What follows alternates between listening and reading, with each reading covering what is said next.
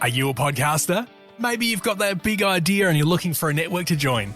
The multi-award-winning Ozcast Network can get your content to eyes and ears all over the world. Join now for the first month free, and you could be featuring this sound at the beginning of your podcast. Ozcast. Simply head to ozcastnetwork.com for details. Ozcast.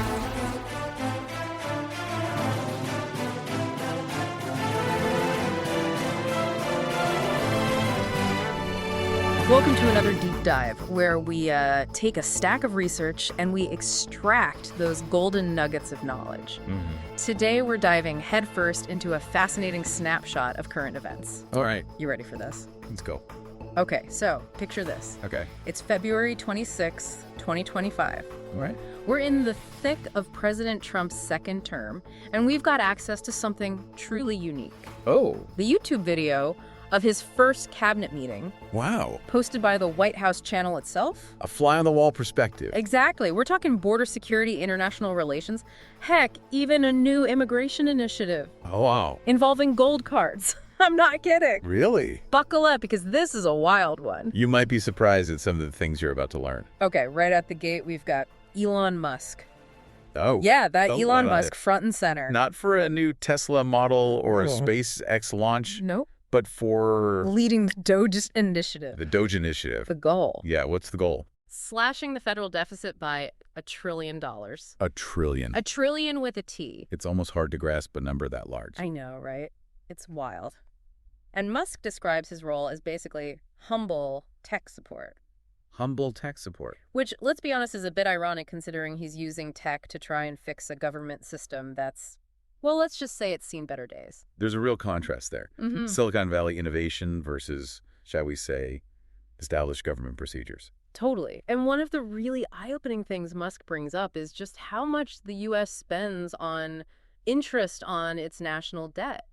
You know, like when you have credit card debt and the interest just keeps piling up. It's similar at the national level, only the numbers are astronomical. Yeah. In fact, the U.S. spends more on this interest than on its entire defense budget. Wait, more than $1 trillion just on interest? More than $1 trillion. That's insane. It really highlights the financial challenges facing the country. Okay, so back to Musk and his mission to trim the fat, so to speak, this whole Doge thing. Yeah. Not exactly winning him any popularity contests. There's been pushback, even death threats. Wow. It certainly stirred up some strong emotions. Strong emotions for sure. Remember that pulse check email Yes. sent to federal employees? That caused a lot of confusion. Didn't it?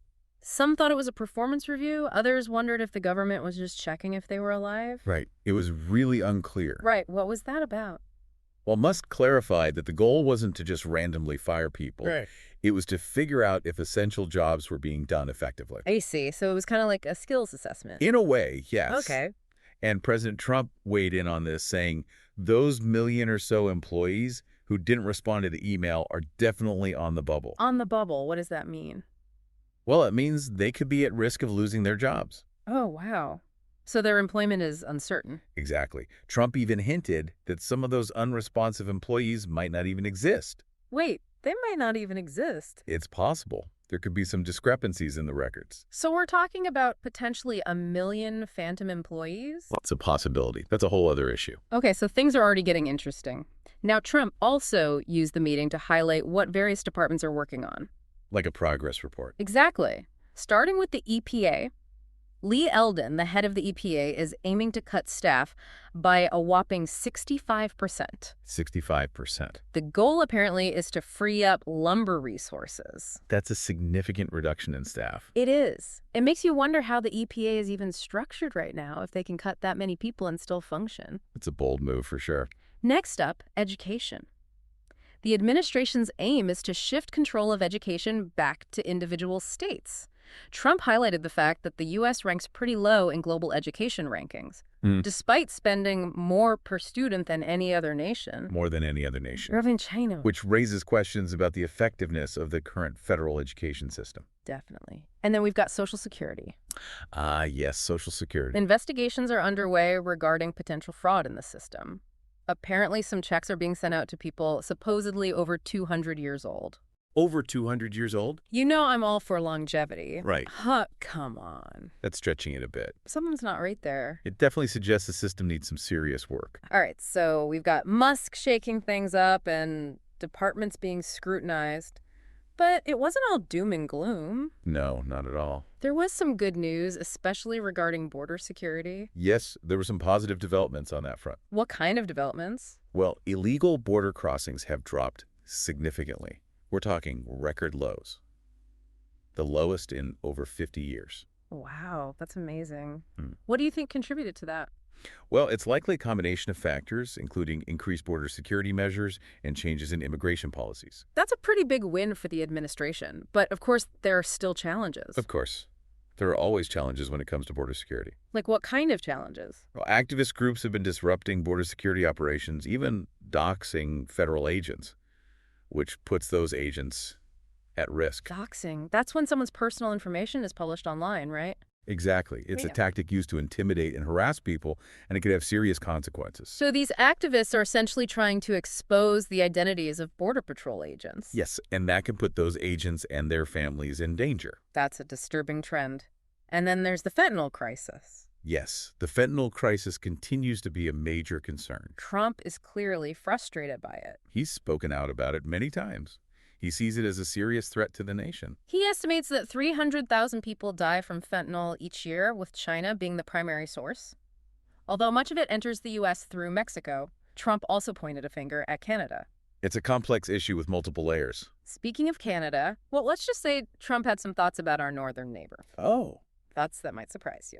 He sees Canada as overly reliant on the U.S. not pulling their weight, so to speak.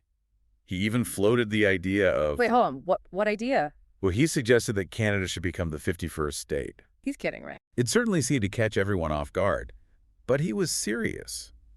His reasoning was that it would eliminate tariffs, streamline security, and basically create one big, happy North American family.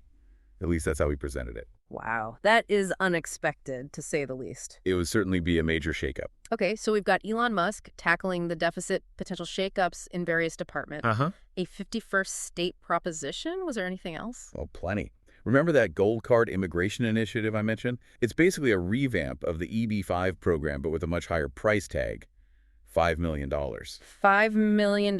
So it's like a fast track to citizenship for people who can afford it. Essentially. The administration argues that this would attract top talent boost investment and potentially even contribute to reducing the national debt. Interesting. I know the EB-5 program has a huge waiting list, something like 250,000 people. Exactly. So there's definitely a demand for these kinds of programs. Yeah. Trump's goal is to sell 10 million of these gold cards, Mm. which, if successful, would completely wipe out the national debt. 10 million gold cards. That's a pretty ambitious goal. And you're talking billions, no trillions of dollars. It's a high-stakes gamble, no doubt. All right, so from revamping immigration to potentially reshaping the map of North America, what else did this cabinet meeting cover? What about the situation in Ukraine? That was definitely a major topic of discussion. Trump emphasized his commitment to ending the war, mainly out of concern for the human cost. He also mentioned that President Zelensky of Ukraine would be visiting soon to sign a deal focused on rare earth elements. Rare earth elements. Those are used in all sorts of high-tech stuff, right? Exactly. Smartphones, electric cars, military equipment, you name it. So securing access to those is a big deal. Okay, so a humanitarian concern, a strategic resource deal. What else? Well, Trump also made it very clear that he expects the U.S. to recoup the money it spent on the conflict, which he put at $350 billion. The $350 billion. That's... A lot of money. Yeah. And it underscores the fact that even with a focus on peace, national interests and financial considerations are still very much in play. You know, listening to all of this, I can't help but think back to Trump's criticisms of how the previous administration handled Afghanistan. The chaotic withdrawal, all that equipment left behind. He brought that up as well. Made it very clear that he wants accountability for what happened there. So what we're seeing here is a consistent theme running through this cabinet meeting. It's a theme that seems to define Trump's approach to governing both domestically and internationally. And what theme would that be? It's all about transactions, deal-making.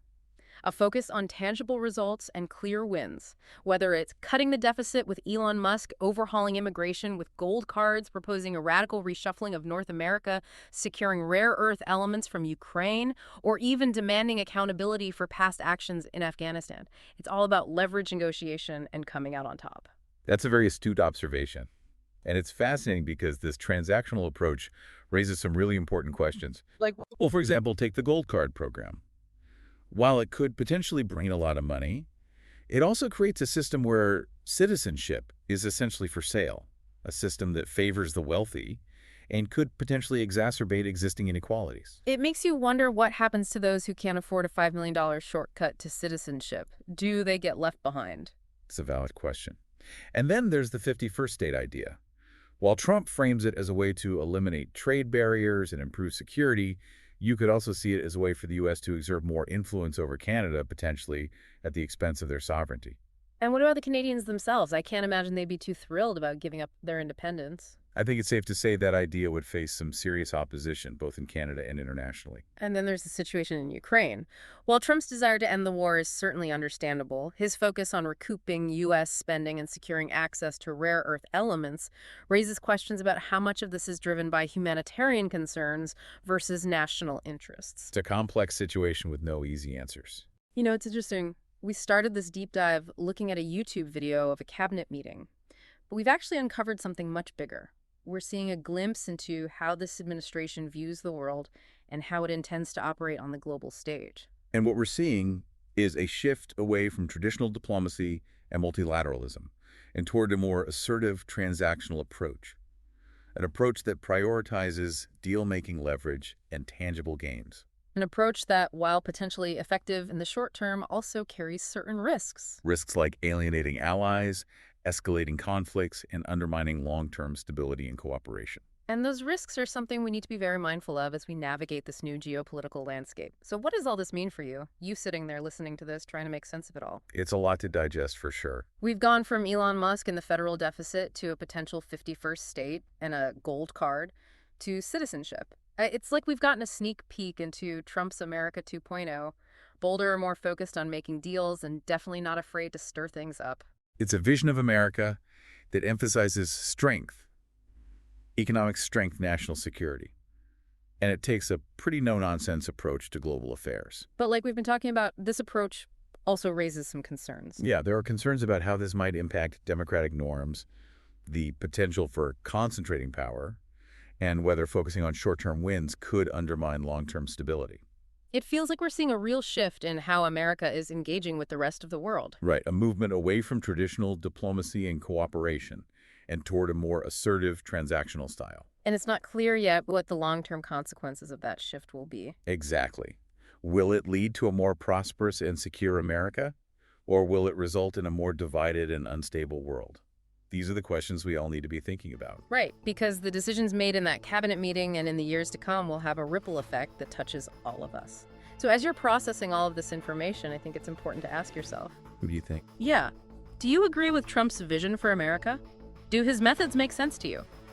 What are your hopes and fears for the future? Your perspective matters. These are important conversations to have, and we all need to be engaged and informed. This deep dive has given us a glimpse into the inner workings of the current administration.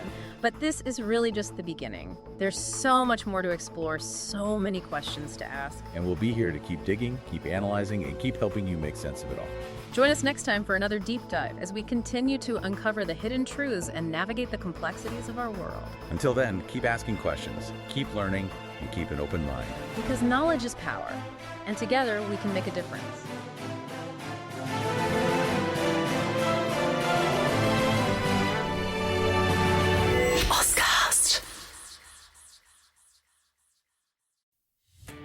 Are you a podcaster? Maybe you've got that big idea and you're looking for a network to join. The multi-award-winning Ozcast network can get your content to eyes and ears all over the world. Join now for the first month free, and you could be featuring this sound at the beginning of your podcast. Ozcast. Simply head to ozcastnetwork.com for details.